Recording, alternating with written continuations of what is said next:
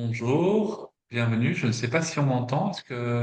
Alors, je vais essayer de voir. Est-ce que tout le monde m'entend? Alors, je ne vois pas encore de personnes en ligne pour l'instant. Ah si, nous sommes déjà un certain nombre. C'est chouette. Bonsoir tout le monde. Bonsoir Marianne. Voilà, enfin, je suis là. Je suis content. Alors, avant de pouvoir commencer ce webinaire, tout d'abord, je voudrais vous souhaiter à tous la bienvenue. Je suis heureux de vous retrouver ce soir en notre compagnie. Et j'ai une question un petit peu particulière parce que le sujet d'aujourd'hui soir, comme vous savez, c'est l'addiction aux écrans. J'aimerais bien savoir à peu près combien de temps par jour, à votre avis, vous passez sur vos écrans. Combien de temps est-ce que vous êtes accroché à caresser des vitres, finalement, c'est un petit peu ça, hein, par jour, et si ça change le week-end ou pas. Voilà, bonsoir Valérie, bonsoir Sonia. Et alors, je vous propose de répondre sur le chat pour nous dire un petit peu le temps que vous passez. Voilà, Nathalie nous a répondu 4 heures, 1 heure. Trop, 4 à 6 heures, dit Michel. Trop de temps, 4 heures, 2 heures, 6 heures, 6 heures. Donc, déjà pas mal de temps. Alors évidemment, oui, on ne parle pas du travail, hein. Le travail, évidemment, c'est autre chose. On parle vraiment dans un contexte hors boulot. C'est ça qui est, c'est important. C'est, et une chose qui m'intéresserait de savoir aussi, c'est est-ce qu'avec le temps, ce temps de passage à face à l'écran, à votre avis, ça a augmenté ou pas? Vous avez passé plus de temps alors, l'écran télévision, oui, c'est intéressant aussi. C'est aussi un écran pour moi, mais c'est autre chose. Quoique, on demandera à notre oratrice tout à l'heure, c'est quelle heure. Varie selon les périodes. Alors, il y a des personnes pour dire que ça a pas mal diminué, parce que je suppose que le GSM était en réparation. Non, je blague, hein, je taquine un petit peu. Il n'y a pas de retard, Emmanuel. On est en train de lancer tout doucement le webinaire, donc tout va bien. Hop, on redresse un petit peu mon écran. Attention, attention, attention. Euh, Donc voilà. Plus de temps ces 5 dernières années, voilà. Alors, il est à peu près 19h34, toujours à peu près à 6 heures. Et vos enfants, à votre avis, ils passent combien de temps par semaine? Est-ce que vous avez regardé un petit peu? Est-ce que vous surveillez le temps d'utilisation de vos enfants?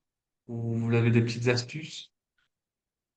Ça m'intéresserait de savoir ça, ce genre de choses. 2 heures par jour, Valérie. Ça, c'est pour ton fils, je suppose. 1 à 2 heures. Ah, avec Family Link, 2 heures max. Il y a des applications très cadrées pour mon fils. Il sait y aller. Ok, voilà. Eh bien, je vais vous introduire donc le webinaire de ce soir. Continuez de répondre, ne vous tracassez pas, hein. Je parle beaucoup, j'ai l'habitude. C'est pour ceux qui le savent, je suis dentiste. Être dentiste, c'est avoir une grande habitude du monologue. Ça veut dire que nous ne laissons pas nos patients répondre et donc on parle tout seul et on s'habitue au fait de ne pas avoir de réponse. C'est une forme de philosophie un petit peu égoïste, mais ça nous satisfait aussi parfois beaucoup de ne pas avoir de réponse. Alors, aujourd'hui soir, nous avons le plaisir et la joie d'accueillir Marie Cayazzo, qui est, comme vous le savez, psychothérapeute, mais aussi coach, mais aussi psychomotricienne, et qui est une personne formidable. On a le plaisir de se rencontrer il y a maintenant quelques années, et elle a organisé un DU de pratique respiratoire et de méditation et dans quelques mois, au mois de mars, le 24 mars, si je ne me trompe pas pour le début, elle va nous préciser tout ça après, elle sera oratrice et certains disent que c'est la personne de l'ombre, mais pas du tout. C'est un personnage très rayonnant, plein de lumière et qui va notamment intervenir lors du DU j'ai plein de réponses, d'addiction et d'émotion et de cognition. Vous remettez ça dans l'ordre, hein, parce que j'ai toujours tendance à me mélanger un petit peu. C'est mon côté dyslexique. Et donc, Marie, ce soir, tu as accepté de nous parler de l'addiction aux écrans et de l'abord pour les thérapeutes. Donc, je vais te céder la parole. On parlera un petit peu SOEL formation plus tard. Mais en tout cas, je suis très heureux de t'accueillir ce soir et et je suis très heureux que tu aies accepté d'aborder ce sujet pour nous. Merci beaucoup Fabrice, merci beaucoup à Sowell Formation, merci beaucoup à tous d'être là ce soir. Donc oui, en effet, on va aborder ensemble la question des écrans, venir définir ce qu'est une dépendance, ce qu'est une addiction, quand est-ce qu'on a un comportement qui pose problème. Et donc je vous propose, pour débuter notre webinaire, de partager avec vous un petit support PowerPoint que j'ai préparé. Hop là. Et donc, on va venir lancer le diaporama pour vous permettre, voilà, d'être plus lisible. C'est Bon. parfait. Alors, on va d'abord définir ensemble un objectif de notre webinaire de ce soir, au-delà évidemment de vous présenter le diplôme universitaire que soutient toute l'équipe de Sowell. C'est avant tout de venir aborder un sujet qui est quand même très présent dans notre société aujourd'hui. Donc, c'est de comprendre les mécanismes liés à l'usage des écrans à travers ce webinaire. Et puis, on cherchera également à identifier les critères de dépendance ou d'addiction, c'est-à-dire de venir définir quand est-ce qu'il y a un problème ou pas dans l'usage, et donc de distinguer un usage problématique d'un usage pathologique. Et puis enfin, de proposer des pistes d'accompagnement thérapeutique et préventive, puisque c'est aussi l'objet de ce soir, c'est de s'adresser à des personnes qui sont au contact de personnes en souffrance. Alors évidemment, c'est l'occasion de venir questionner nos propres comportements, nos propres dépendances, nos propres usages, mais évidemment plus largement de proposer des éléments de réflexion autour de ce sujet qui va être assez récurrent au sein des consultations. Donc les écrans, en effet, ils vont être partout dans notre vie quotidienne, dans notre vie professionnelle, dans notre vie familiale. Et en fait, on va voir au fur et à mesure, je spoil un petit peu, mais c'est pas ça le problème. C'est-à-dire que aujourd'hui, ça fait partie de notre réalité et ils sont devenus indispensables. Ils vont aussi nous poser des questions en matière de santé mentale, notamment chez les plus jeunes, auxquelles on va aussi y répondre. Et on considère les écrans, pour répondre à la question de Fabrice tout à l'heure, comme ben, tous les supports, hein, que ce soit tablette, smartphone, jeux vidéo, réseaux sociaux, ordinateurs, mais également téléviseurs. C'est-à-dire que l'écran de télé est également considéré comme un écran.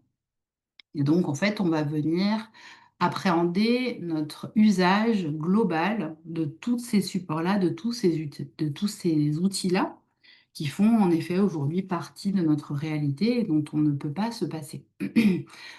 Donc, de la même manière qu'on ne va pas pouvoir se passer de nourriture ou on ne va pas pouvoir se passer d'eau, eh bien, en fait, on ne va pas pouvoir se passer d'écran pour la plupart d'entre nous parce qu'en effet, ils font partie de notre vie scolaire pour beaucoup d'enfants, de la vie professionnelle, de la vie sociale aussi d'une certaine manière parce que c'est aussi rester en lien avec nos proches.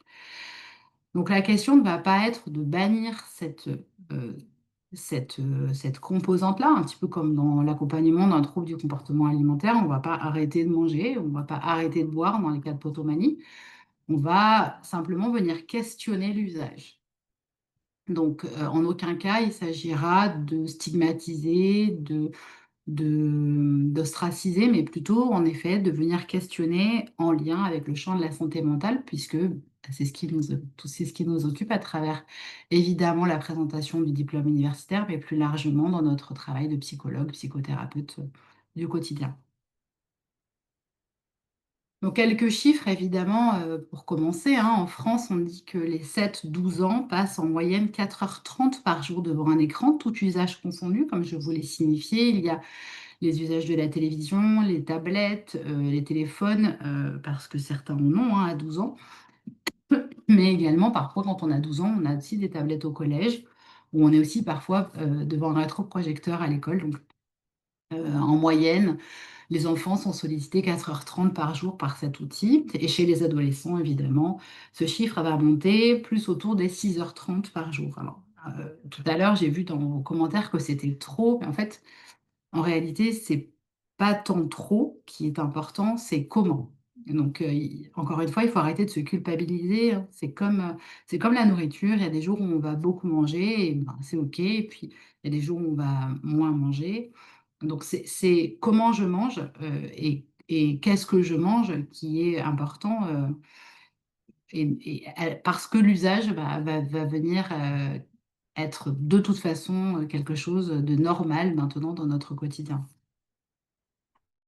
Et donc, sur ce chiffre de 6h30 par jour, en fait, il n'y en a qu'un sur cinq qui va présenter un usage problématique des écrans selon les sources INSERM. Et on va venir définir ce qui distingue un enfant qui utilise 6h30 par jour un écran et qui n'a pas un usage problématique et l'enfant sur 5 qui va présenter un usage problématique et qui pour autant aura 6h30 par jour aussi d'écran, voire parfois moins. Euh, En réalité, on parle des écrans là, mais et on le verra un petit peu plus loin, la seule addiction reconnue par les hautes autorités de santé et l'OMS, c'est l'addiction aux jeux vidéo. C'est le seul usage des écrans qui est catégorisé dans les catégories d'addiction comportementale. Et en effet, elle est quand même un petit peu genrée, cette addiction, où on a quand même beaucoup plus de garçons que de filles qui présentent cette addiction comportementale.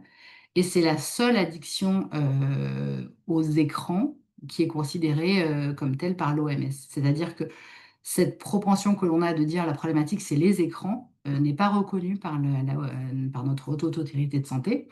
Ce sont les jeux vidéo en ligne qui sont considérés, enfin les jeux vidéo en général, les jeux vidéo en ligne qui sont considérés comme une problématique selon l'OMS.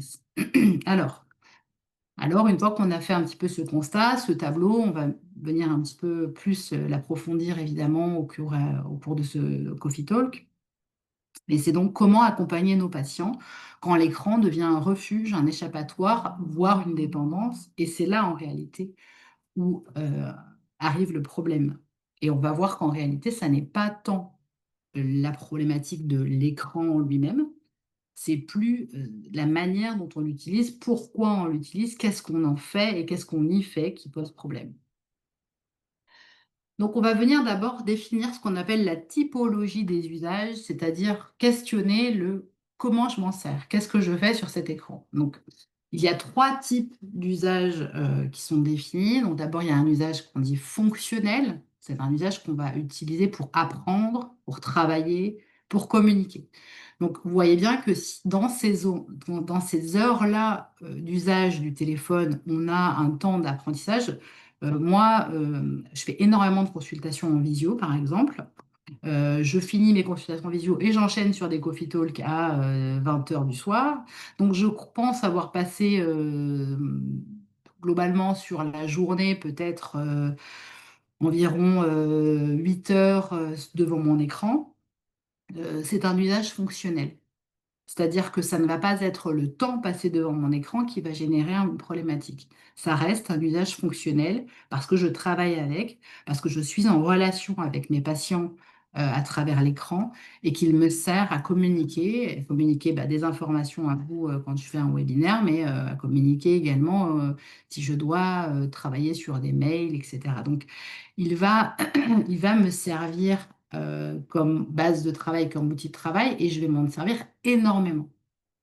Donc, je vais être énormément d'heures sur un support d'écran, euh, et on va voir que ce n'est pas forcément problématique, donc, parce que mon usage est fonctionnel. Je vais aussi avoir un usage récréatif et on va le retrouver. Alors l'usage récréatif, il va être par exemple quand je regarde un film, quand je regarde une série, quand il m'arrive d'aller sur les réseaux sociaux. Alors c'est vrai que j'y vais très très peu et j'ai peu d'usage de cette nature-là. Mais il m'arrive quand même de m'en former. Donc, je vais avoir un usage euh, plutôt ludique avec les écrans. Et ça ne va encore pas poser problème. C'est-à-dire que c'est un usage de détente, de récréation. Donc, si je cumule mon usage fonctionnel et mon usage récréatif, parce que peut-être ce soir, je vais me faire un film, vous allez voir qu'en fait, du coup, je vais vite passer parfois 12 heures devant un écran. Et en réalité, encore une fois, ça n'est toujours pas ça le problème. Parce que euh, c'est pas ça qui va définir un usage compulsif ou un usage problématique, qui est le troisième grand typologie des usages, où là, en fait, c'est en lien avec une perte de contrôle, avec un isolement et avec un impact négatif sur la vie quotidienne. C'est-à-dire que ces trois éléments de diagnostic, d'évaluation, vont venir commencer à questionner notre usage compulsif. Parce qu'en réalité, moi, quand je suis en vacances, du coup, je n'ai pas de consultation. Bah, je vais éteindre mon ordinateur et ça ne va me générer aucune angoisse, aucun problème. La plupart du temps, bien au contraire. Je vais poser mon téléphone et je peux le poser et ne pas le prendre pendant une semaine si je suis avec mes proches et que je suis en vacances. Donc, je ne vais pas avoir besoin de communiquer en extérieur. Donc en fait, mon usage qui peut être extrêmement conséquent et élevé à certaines périodes de ma vie et de l'année qui peuvent aller jusqu'à 12 heures, 14 heures même parfois si je fais beaucoup de visio et que j'enchaîne sur un film et que voilà, en réalité ne pose pas de problème. Ça ne va pas générer une problématique ou un usage compulsif parce que ben, j'en perds pas le contrôle. C'est pas quelque chose qui génère une dépendance ou une addiction chez moi. Et on va venir définir un petit peu plus avant, évidemment, au fur et à mesure de ce coffee talk, ce que c'est. Donc, ces notions de perte de contrôle, d'isolement et d'impact négatif sur la vie quotidienne doivent rester en tête quand on est thérapeute, parce que si on ne s'arrête qu'au nombre d'heures, en fait, on va pas avoir la vraie information concernant l'usage de l'écran. Donc, ce qu'il faut avoir en tête dans cet usage, justement, et c'est peut-être une des raisons pour lesquelles bah, je ne suis pas dans cette perte de contrôle, c'est que j'ai parfaitement conscience que lorsque on se déplace sur des réseaux sociaux ou qu'on regarde des séries, on le sait, on regarde un film, on en regarde une et puis on a très envie d'aller swiper sur la suivante et puis sur la suivante et puis d'un coup il est 2 heures du matin et en fait on s'est un petit peu laissé prendre par le mécanisme des séries. C'est cette notion de gratification immédiate et de dopamine. Et c'est sur ça, en fait, qu'il va falloir être extrêmement vigilant et dire, ah, là, j'ai très envie de cliquer sur l'épisode suivant, mais en fait, ben non, je vais dormir parce que c'est ma priorité. Et donc, il va falloir à chaque fois revenir à cette notion de gratification immédiate et ça va être un élément de travail et de réflexion, notamment en tant que thérapeute. Parce que les écrans vont activer ce qu'on appelle le circuit de la récompense dopaminergique.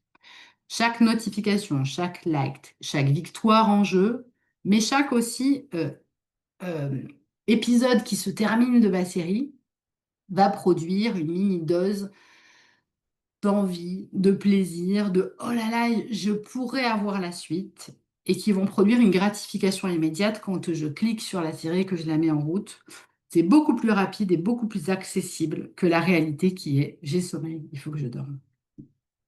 Par conséquent, cette gratification immédiate et cette récompense dopaminergique, elles doivent être toujours quelque part dans l'espace de notre cerveau parce que ça va générer aussi de la surcharge cognitive. Les écrans vont être des sources de multitâches permanentes. Qu'est-ce que ça veut dire? Ça veut dire qu'en fait, on va avoir tendance à faire un mail et puis regarder la télé et puis commencer une série. En fait, on va avoir sans cesse tendance avec ce multitâche permanent à baisser évidemment notre niveau de concentration et générer ce qu'on appelle des troubles du sommeil. Donc, ces symptomatologies de multitâche, de baisse de concentration et de troubles du sommeil doivent être extrêmement des sources de vigilance et ce sont ces points de questionnement que l'on va poser en consultation. C'est-à-dire qu'au-delà du nombre d'heures d'exposition, il va d'abord falloir questionner donc l'usage et savoir si il y a ce multitâche permanent ou cette baisse de concentration ou ces troubles du sommeil qui sont associés. Parce que l'écran, en fait, va être un moyen d'avoir immédiatement une satisfaction, une gratification qui fait plaisir, qui apporte du réconfort et qui apporte aussi de l'énergie. Parce que la dopamine est un dopant, en fait. Donc, ça va être source, en fait, de stimulation. Ça nous stimule, ça nous donne de l'énergie, ça nous donne euh, de, du bien-être, en fait. Évidemment, parce que les écrans ont un effet sur le cerveau. C'est tout l'enjeu, évidemment, de l'usage des écrans. Mais je ne peux pas aborder ce webinaire sans évoquer cette notion qui consiste à faire écran. C'est-à-dire qu'un écran va faire écran. Il va faire écran entre parfois vous et l'autre. Et la définition de faire écran étymologiquement et sur les dictionnaires, c'est ça. C'est empêcher la lumière de passer, empêcher de voir ou de comprendre. Par conséquent, quand on n'utilise que le support écran pour expliquer ou comprendre ou apprendre, eh bien en réalité, on va se passer d'un élément fondamental qui est nécessaire à l'apprentissage. Alors, je m'explique. Regarder des vidéos de manière passive ne permet pas un apprentissage profond. En revanche, se connecter en visio ou faire des consultations en visio et donc utiliser le support de l'écran pour entrer en relation, là, ça va mettre en jeu une dynamique d'apprentissage où l'autre va pouvoir questionner, va pouvoir poser des questions. Et donc, c'est très important, et c'est vrai que je le signifie dans notamment les apprentissages en ligne, comme on le propose à Sowell, c'est qu'on ne peut pas faire que de la vision en streaming à distance. Il est important aussi que quand on s'inscrit à ce genre de formation, quand on décide de se former à distance, ce qui est fantastique comme outil et ce qu'on peut faire, il va falloir quand même par moment prendre rendez-vous avec soi, faire l'effort de se connecter pour pouvoir poser des questions et questionner et approfondir l'apprentissage. On ne peut pas rester que dans une passivité de je regarde les vidéos, je regarde, je connecte et ça va suffire pour que mon apprentissage soit pertinent. Non, il va falloir à un moment donné qu'on entre en mécanisme d'apprentissage et donc qu'on vienne aussi questionner ce que l'on a vu, ce que l'on a compris, ce que l'on a entendu avant, parce que sinon, on va être que dans le faire écran. Et c'est une des raisons pour lesquelles, quand on dit aux enfants qu'on leur colle des tablettes et qu'on dit, mais il est en train d'apprendre à écrire, il est en train d'apprendre à lire, il est en train... Oui, mais non. S'il n'y a que cette source-là d'apprentissage, l'enfant n'apprendra pas. Parce qu'il ne va pas manipuler, parce qu'il ne va pas questionner le concept, parce qu'il ne va pas se mettre en lien. En fait, on va apprendre quand on met en lien. Et donc, soit on se met en lien avec un autre être humain, soit on met en lien ces apprentissages à travers d'autres types de manières d'apprendre, mais l'écran est un outil fantastique dans plein de domaines, mais qui va aussi par moment faire écran à l'autre. Et c'est ça la problématique, c'est que du coup, il fait écran aussi avec une réalité. Comme je l'ai dit tout à l'heure, cette gratification immédiate qui est beaucoup plus agréable que le réel, c'est l'écran. C'est-à-dire qu'il est là, tout de suite, disponible, et il est tout de suite à notre disposition parce il fait ce qu'on lui demande. Il fait il est complètement dans une disponibilité à nous-mêmes pour la relation. Donc l'enjeu, ça ne va pas être de diaboliser les écrans, bien au contraire, mais plutôt de comprendre comment leur usage peut glisser progressivement vers une perte de contrôle. Parce que tous les éléments dont je viens de parler à l'instant vont amener tout doucement cette perte de contrôle, cette récompense dopaminergique, cette surcharge cognitive, ce multitâche, cette gratification immédiate. Tous ces éléments vont petit à petit avoir tendance à faire glisser l'usage d'un usage professionnel ou récréatif vers un usage problématique. Donc c'est là où on va devenir questionné de savoir au niveau de symptomatologie où on en est et dans quelle mesure on est en lien avec cette notion de faire écran. Parce que, évidemment, ce qui va nous poser problème, c'est lorsque l'usage problématique va amener tout doucement à des comportements addictifs et donc à addiction. Et donc, encore une fois, on va venir définir ce qu'est un usage excessif d'un usage problématique. Donc, qu'est-ce que c'est un usage excessif? Mais c'est ce que j'ai dit tout à l'heure. Moi, par moment, j'ai un usage excessif où mon temps d'écran est élevé, mais il n'est pas forcément problématique. Dans l'usage problématique, donc, c'est le temps où l'usage va perturber la vie quotidienne, principalement le sommeil, mais également des temps de scolarité avec des temps d'apprentissage et des relations. C'est-à-dire qu'on va préférer rester sur notre écran plutôt qu'être en relation avec les gens qui sont autour de nous. Hein, je vais pas vous faire le coup du restaurant où il y a quatre personnes à table et quatre personnes sur leur téléphone. Bon, bah là, clairement, on est sur un usage problématique. Parce qu'en fait, on est sur un usage qui coupe les relations et qui va perturber le lien aux autres. Donc, on est en train de glisser tout doucement vers ce qu'on appelle une dépendance comportementale où on va avoir un usage compulsif sans substance, puisque c'est l'écran qui va générer l'usage compulsif, mais il y a une perte de contrôle, comme dans certains comportements avec les jeux vidéo ou les réseaux sociaux.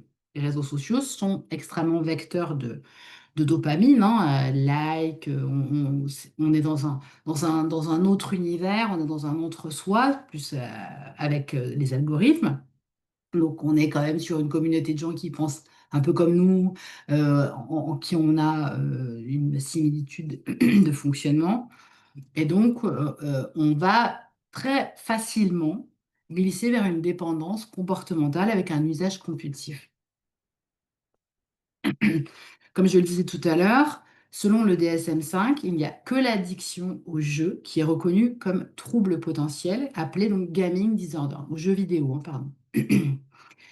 Et donc, ce syndrome, gaming disorder, c'est l'addiction aux jeux vidéo et c'est le trouble potentiel de l'addiction aux écrans qui est reconnu comme le DSM-5. Alors, dans le DSM-5, qu'est-ce qu'on va reconnaître comme problématique? Ben, cette dépendance va donc se caractériser par une perte de contrôle, comme je vous l'ai déjà dit tout à l'heure. C'est vraiment ce qui va être signifiant dans l'usage, une priorité accrue du jeu sur les autres activités, c'est-à-dire que ben, on peut oublier de manger, de se laver, d'aller à l'école, de dormir, et une poursuite du jeu malgré toutes ces conséquences négatives.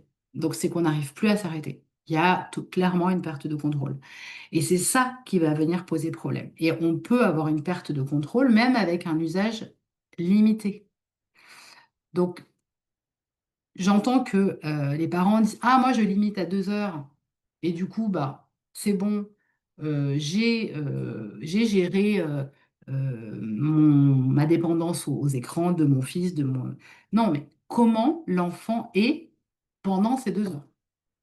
C'est-à-dire que si pendant les 2 heures, il est en perte de contrôle, il en oublierait d'aller faire pipi et il est dans un état de suragitation émotionnelle à la fin des 2 heures, eh ben, c'est que c'est déjà trop en fait et que c'est pas adapté pour lui non plus.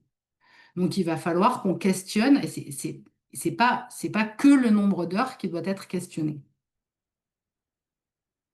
Donc, quelques chiffres, 3 à 5% des adolescents pardon, seraient concernés par une forme d'addiction aux écrans, selon l'INSERM 2022. Et le TDAH, la dépression et l'anxiété sociale vont être des facteurs qui vont aggraver et être des facteurs délétères pour l'usage des écrans. Donc, les enfants qui présentent un TDAH, une dépression ou une anxiété sociale vont avoir leurs troubles majorés par l'usage des écrans. Donc, c'est pour ça que quand on va vous dire 2 heures, ben, en fait, c'est pour des enfants normaux, de- euh, de typiquement neuronaux, excusez-moi, excusez-moi, normotypiques, voilà, pardon, neurotypiques. Donc ça, c'est pour les enfants neurotypiques classiques qui ne présentent pas un TDAH, qui ne présentent pas une anxiété sociale, qui ne présentent pas de dépression. Par contre, les neuroatypiques, eux, vont avoir une symptomatologie qui va être aggravée par l'usage des écrans. Donc, peut-être que pour ces enfants-là, 2 heures, c'est beaucoup trop. Et donc, il va falloir systématiquement venir questionner la manière dont l'enfant ou l'adulte vit son lien quand il est en relation avec l'écran. Donc, on ne va pas parler d'écran en soi qui pose problème, mais plutôt d'un symptôme et d'un malaise qui va être bien plus profond. C'est-à-dire que quand on n'est pas en capacité d'être dans un usage soit récréatif, soit normal, soit professionnel, et qu'on va tomber sur des usages qui sont avec une perte de contrôle et avec un glissement progressif vers l'addiction et la dépendance, c'est qu'en réalité, la personne souffre d'un malaise qui est bien plus profond. Parce que, comme je vous l'ai dit tout à l'heure, l'écran, lui, va permettre de faire écran au réel. Et donc, ça, ce serait l'occasion d'une autre conférence, mais qui sera l'objet évidemment en tout cas de mon intervention dans le cadre du diplôme universitaire, c'est le rapport au réel. C'est-à-dire, euh, quel est mon lien au réel, comment je m'insère dans la réalité, que le réel me procure, pourquoi j'ai besoin d'aller sur Instagram plutôt que de discuter avec mes collègues à table au restaurant. Qu'est-ce qui m'empêche de pouvoir entrer en relation? Qu'est-ce qui est coûteux? Donc, dans le diplôme universitaire, en tout cas, ma partie va porter sur les liens d'attachement, sur la manière dont on s'attache au monde, aux autres et à la réalité, et qui est en réalité le terreau des addictions et des dépendances. C'est-à-dire notre manière de nous attacher va définir notre manière d'entrer en relation avec le réel et donc à la dépendance et à l'addiction. On va toujours de toute façon questionner nos comportements, hein. Il y a des addictions au café du matin et pour autant tout le monde prend des cafés. Donc, enfin, tout le monde. C'est quelque chose de très banal de prendre un café, mais pour certaines personnes, ce rituel-là va devenir une addiction. Et donc, ben, on va le questionner comme tout usage en réalité. Alors, on va maintenant aborder cette question, hein, puisqu'on est là pour ça. Comment on l'aborde avec nos patients? Eh bien, déjà, comme je vous l'ai dit, il n'y a pas de jugement moral. C'est-à-dire que quelqu'un qui va passer, on a l'impression tout à l'heure, quand vous répondiez, que vous vous excusiez de passer du temps devant les écrans. Ah, mais moi, c'est 2 heures, mais pas quand je suis allée au travail, etc. Non, mais en fait, au contraire, il s'agit de venir être très honnête avec soi-même. Ok, ben moi, voilà, je vous ai dit. Je suis devant l'ordinateur très souvent dans la journée parce que je fais des suivis en visio, alors pas que, et Dieu merci, que je donne des cours en visio, que je donne des conférences en visio. Donc en fait, mon temps devant les écrans, il est énorme et ça va être hyper courant en réalité. Et plutôt que de chercher à le minimiser en disant non, mais en fait, c'est pas ça, ça compte pas, etc., on va venir questionner. Est-ce qu'à un moment donné, je perds le contrôle? Est-ce qu'à un moment donné, j'ai besoin d'aller sur les réseaux sociaux? Est-ce que je sens que j'en ai envie et qu'en fait, ça me procure du plaisir? Qu'est-ce que je ressens quand je me connecte? Parce que les écrans, ils sont ancrés maintenant dans notre culture, ils font partie de notre vie, tout comme, je vous ai dit, boire, manger, s'alimenter. Et enfin, je veux dire, c'est quelque chose avec, en plus, euh, tout ce qui est de cette révolution de l'intelligence artificielle qui est qu'au balbutiement, mais qui va être aussi source de, de fantastique avancée. On ne va être que de plus en plus face aux écrans. Donc, il vaut mieux euh, se questionner honnêtement, sans jugement moral, en toute sincérité, nos comportements, plutôt que de chercher à les minimiser en disant non, mais c'est ça, mais c'est pas. Je vous ai dit, c'est pas un nombre d'heures. Donc, on va chercher à comprendre l'usage avant de condamner, à quoi il nous sert, à quoi ça pallie, euh, et de se dire, ah tiens, là, c'est marrant, j'ai besoin, en fait, de me connecter à ce réseau, d'aller voir mes mails. J'ai besoin d'aller regarder, je reçois un message. Tiens, est-ce que j'arrive à pas aller voir ce que j'ai reçu? Ou est-ce que c'est trop difficile? Ou est-ce que c'est trop douloureux? Je reçois un SMS. euh, Bien, est-ce que j'ai besoin tout de suite d'y aller? Moi, je fais partie de ces gens qui n'ont aucune notification. Mais on va voir hein, dans notre manière de fonctionner pourquoi. En fait, il va falloir qu'on mette des règles. Et avant de parler des règles, c'est vrai que je vous ai proposé, en fait, vous avez la possibilité d'aller faire un test qui est disponible gratuitement sur Internet, qui s'appelle Internet Addiction Test, qui permet un diagnostic à travers un questionnaire d'usage, de savoir comment on vit nos usages, et qui est un test qui est très intéressant à faire en consultation bah, pour évaluer l'usage.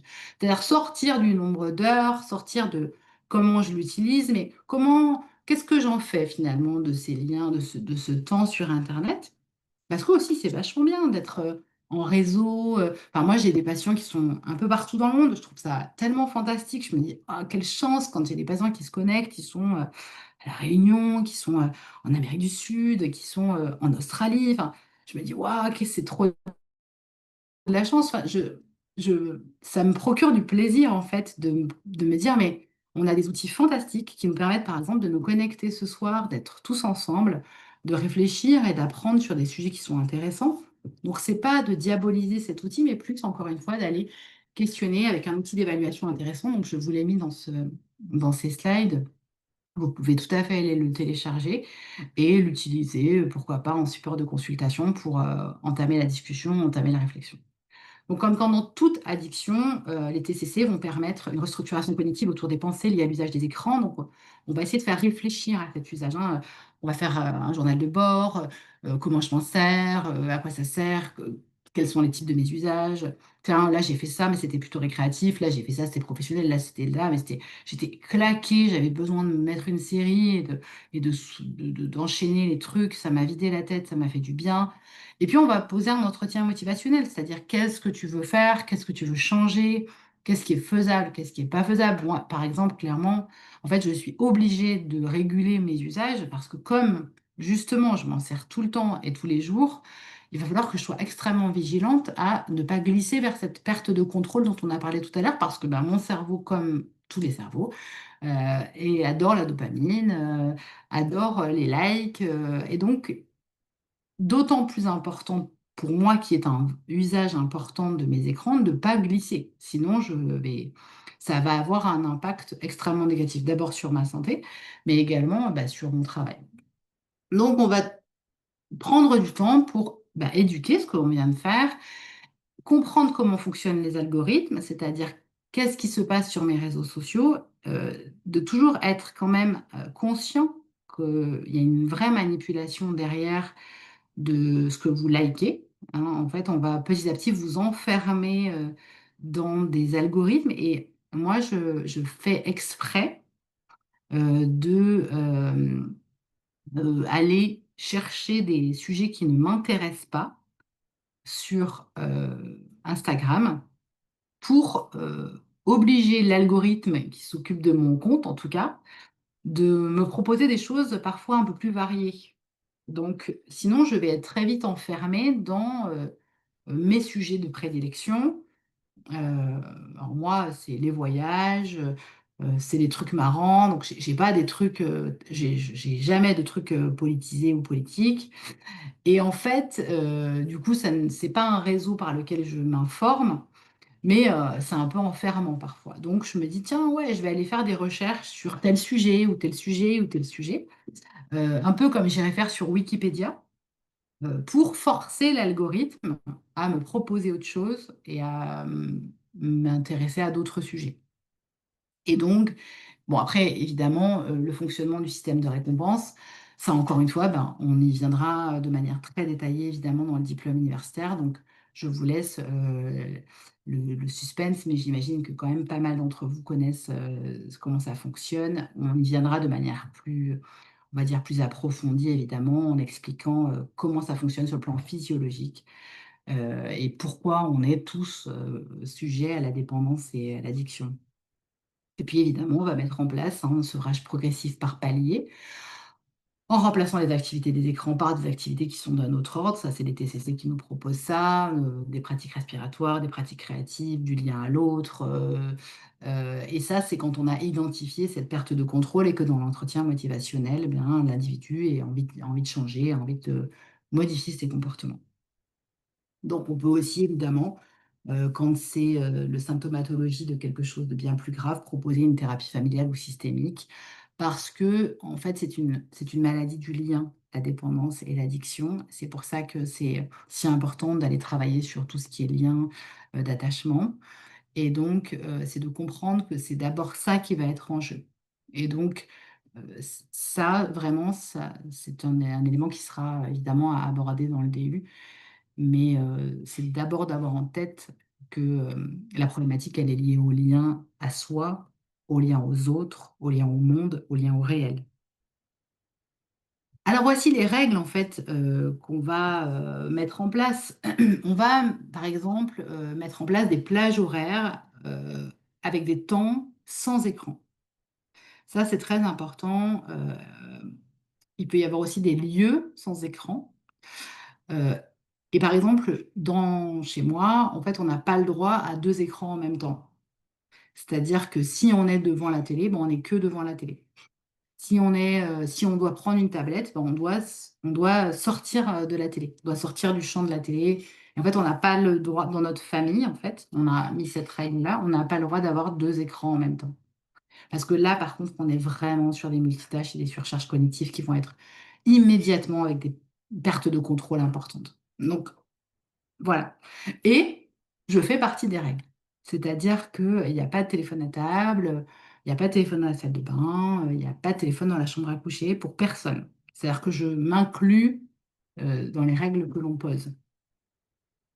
Donc, ça, c'est pour vous donner des exemples de règles qui sont chez nous posées.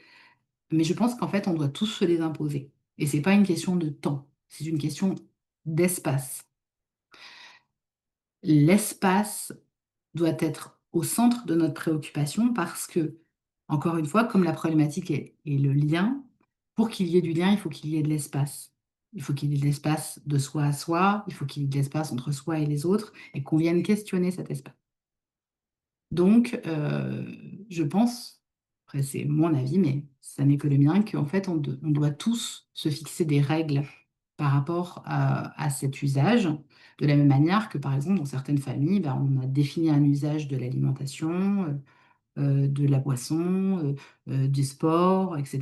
Et qu'en fait, tout comportement va être encadré avec une pratique, un usage. Et ben, j'ai pas forcément de, de, de règles à imposer, mais plus à réfléchir. Alors malgré tout, même si je vous ai bassiné depuis tout à l'heure pour vous dire que les temps d'écran, c'était pas si important, bah, quand même, je ne pouvais pas faire un webinaire sans venir sur les recommandations de l'OMS, où on va dire quand même, entre 0 et 2 ans, c'est zéro écran. C'est-à-dire que c'est pas le téléphone, c'est pas la tablette, mais c'est pas la télé non plus. Ça veut dire que c'est pas les dessins animés, c'est pas d'écran. Et c'est vrai que ça demande un effort. Parce qu'en plus, eux, ils nous voient sur les écrans. Donc il va falloir qu'on soit vigilant, encore une fois, pour que ce reste cohérent pour l'enfant. 2 à 5 ans maximum, 1 heure. Et 6 à 12 ans maximum, 2 heures. Ça, ce sont les recommandations de l'OMS qui ne donnent pas plus que ces trois tranches d'âge-là. Et donc, notre rôle ne va bien sûr pas être de couper l'écran, mais plutôt de recréer du lien, du sens et de la régulation.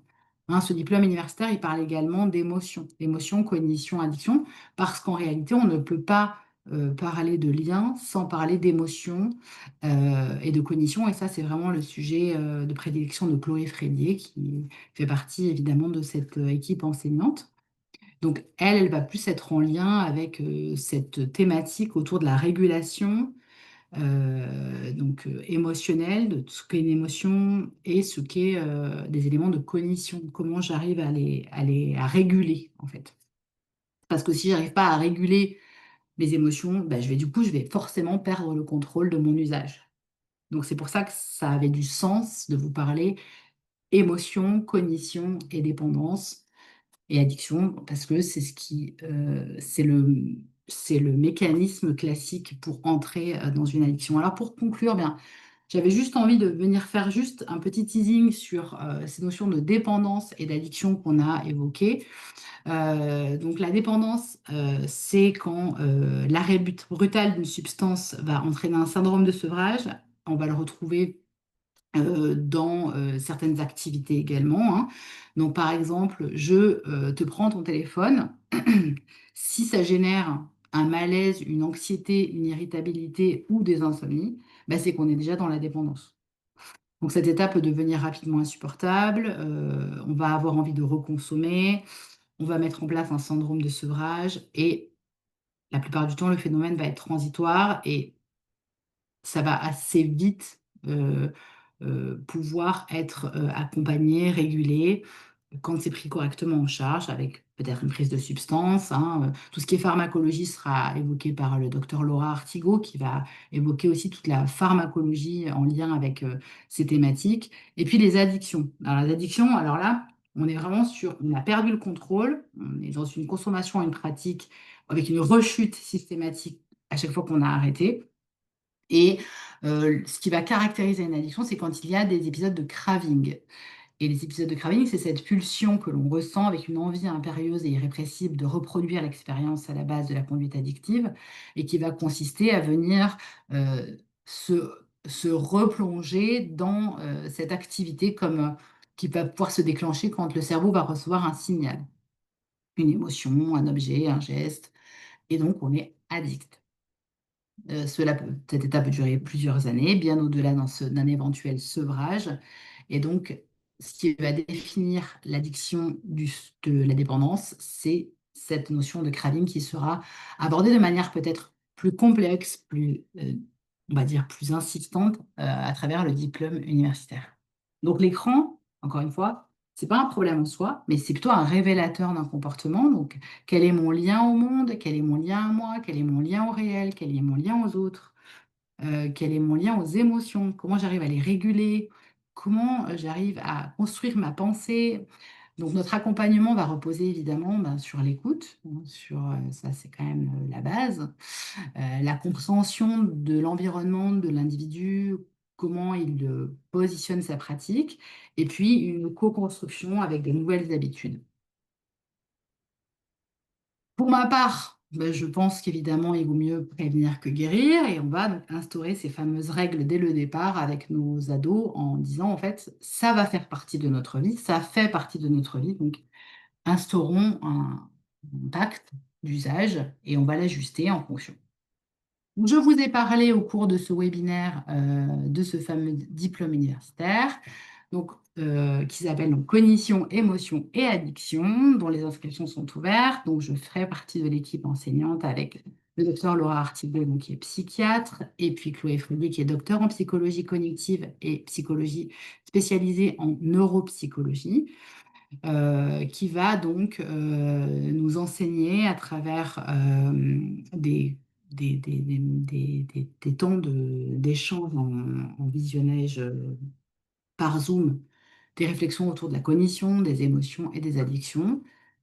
Et le début des cours se fera au mois de mars 2026. Les inscriptions sont déjà ouvertes. Comme dans tout diplôme universitaire de chez Sowell, la rédaction d'un mémoire n'est obligatoire que pour l'obtention du DU et vous pouvez parfaitement suivre l'intégralité du cursus sans écrire de mémoire à la fin de votre formation. Dans ces cas-là, vous n'avez pas un diplôme universitaire, mais vous avez donc la certification de l'université, comme quoi vous avez suivi le cursus. Voilà, j'espère que j'ai répondu à vos questions et que ce sujet vous a intéressé. Et s'il y a des questions, je suis là. C'était parfait, comme d'habitude. Merci beaucoup. N'hésitez pas à poser vos questions sur le chat. Je vous invite aussi à vous rendre sur le site de Sowell Formation, comme a dit Marie tout à l'heure, www.sowellformation.com, pour trouver un peu plus de renseignements sur la formation et sur le DU, et ainsi découvrir les autres webinaires précédents. Alors, il y a je pense qu'il y a une petite question. Emmanuel Brémaud a coupé latin. C'est pas grave. Je ne vois pas cette question. Alors, il y a une question que Quich Linda ou une réflexion, je la lis telle que je la découvre. Pour les enfants malentendants, ça vient du lycée, excusez-moi, je vais essayer de la trouver. Pour les enfants à besoins spécifiques malentendants, y a-t-il des recommandations particulières? Je suis médecin du travail et promotrice d'une crèche halte, garderie, le monde des enfants, c'est ma passion. Non, il n'y a pas de. En fait, il va falloir être vigilant, en fait, comme dans la mesure où euh, les écrans vont avoir un effet sur notre cerveau, ben, on va juste être vigilant de l'usage. Euh, j'ai accompagné des enfants, par exemple, qui étaient, qui souffraient de leucémie, donc qui se retrouvaient en service donc, pédiatrie, cancérologie à l'hôpital, et qui avaient, pour certains, 2, 3 ans, 4 ans, et donc qui passaient leur journée dans des chambres stériles. Bah, pour ces enfants-là, en fait, à part un écran, on va pas pouvoir leur proposer grand-chose, en fait. Donc, il faut aussi avoir une réflexion d'humilité et évidemment qu'en fait, la notion de zéro écran ou 1 heure d'écran, etc., ça va être pour certains enfants, dans certains cas. Et en fait, il a fallu aussi que j'explique aux parents qui avaient une petite fille de 2 ans qui avait une leucémie et qui voulait regarder une tablette parce qu'elle s'ennuyait de son saouleur toute la journée, qu'on ne pouvait pas toute la journée être en jeu de lui proposer. Et donc, il a fallu que je les déculpabilise en disant, mais en fait, vous pouvez tout à fait l'utiliser, il n'y a pas de problème, on ajustera les effets sur le cerveau au fur et à mesure. Enfin, rien n'est euh, irréversible. Donc, par contre, accompagner un enfant qui est en chambre stérile, bah oui, il va falloir qu'on le soutienne psychologiquement, émotionnellement. Donc, bien sûr qu'il faut peut-être lui proposer des écrans sans culpabilité, en fait, tout simplement. Donc, il y a certains enfants qui vont avoir un usage qui est en lien avec leurs problématiques, que ce soit quand on est malentendant, etc., qu'on va avoir un usage peut-être spécifique des écrans. Et en fait, bah, juste, on en tiendra compte avec peut-être des petites pratiques respiratoires associées pour compenser les effets sur le cerveau. Voilà, c'est tout simple. De la même manière que je l'utilise 13 heures par jour, bah, de temps en temps, je vais poser une pratique respiratoire pour venir réguler, comme tous mes étudiants de diplôme universitaire le savent, avec de la cohérence cardiaque, et ça viendra réguler les effets des écrans, c'est tout. Donc, c'est très simple en fait. C'est quand vous mangez 4 éclairs au chocolat, bah, c'est pas très grave. Faut juste que bah, fasse attention au reste. Peut-être qu'on aille marcher, qu'on aille courir, qu'on aille réguler en fait cette énergie supplémentaire en fait. Oui, c'est juste, c'est une belle. Alors, y a-t-il une grille du nombre d'heures à respecter pour les enfants de 0 à 6 ans? Y a-t-il des recommandations claires à la suite de certaines études?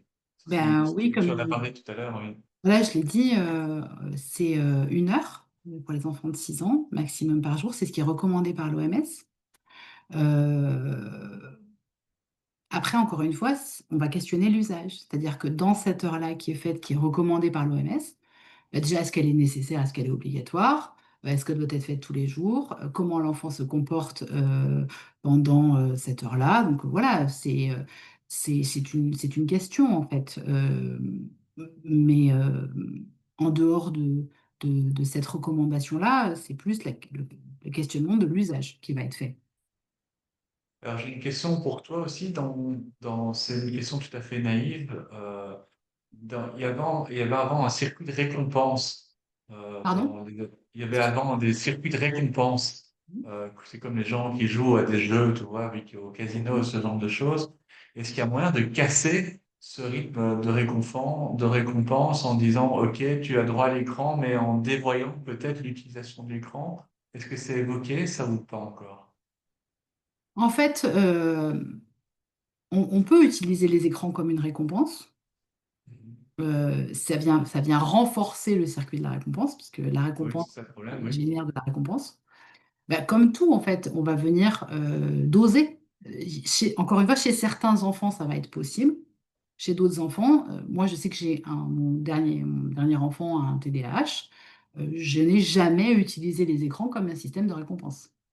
Parce qu'en fait, c'est contre son trouble et c'est contre-productif. Donc chez certains enfants, il faudra surtout pas le faire. De la même manière que chez les enfants TDAH, on va faire très attention aussi au sucre qu'il ingère. Parce que Oui. le sucre et les écrans, c'est des bombes pour les TDAH. Donc, je vais avoir un comportement pour mon enfant qui est TDAH qui va être différent pour ses sœurs, bah, tout simplement parce qu'il n'a pas la même problématique, il ne va pas avoir le même usage, il n'a pas les mêmes enjeux émotionnels.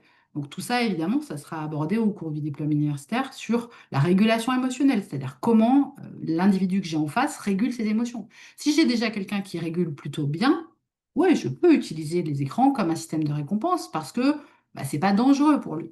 Par contre, chez certains individus qui régulent mal, qui sont plutôt dans une difficulté de régulation pulsionnelle, je ne vais pas utiliser les écrans comme une récompense.